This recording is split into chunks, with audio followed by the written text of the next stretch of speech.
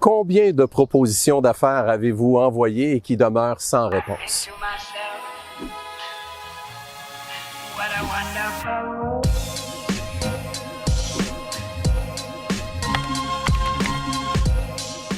Si vous envoyez systématiquement presque toutes vos propositions d'affaires par courriel, j'ai une question pour vous. Ont-elles toutes la même valeur?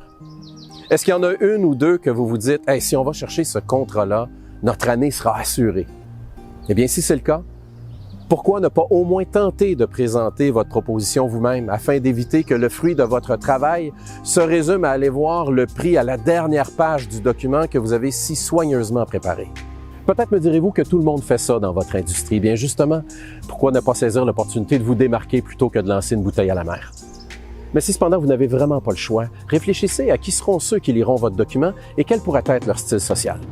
Par la suite, ce sera plus facile pour vous d'identifier l'aspect de votre solution qui saura les toucher et ainsi les mots les plus puissants pour toucher la cible.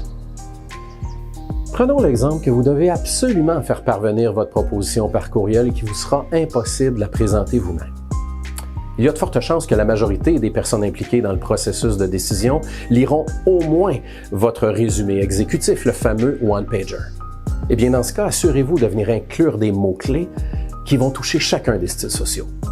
Dans le cas du meneur, on mettra l'emphase sur la rentabilité de votre solution, la simplicité avec laquelle on peut venir la mettre en place.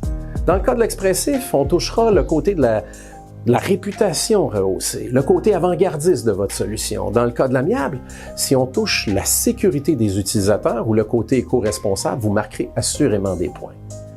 Dans le cas de l'analytique, si vous décrivez avec précision chacune des caractéristiques importantes de votre solution et celles-ci sont vérifiables en 12 points, vous le ferez pencher en votre faveur.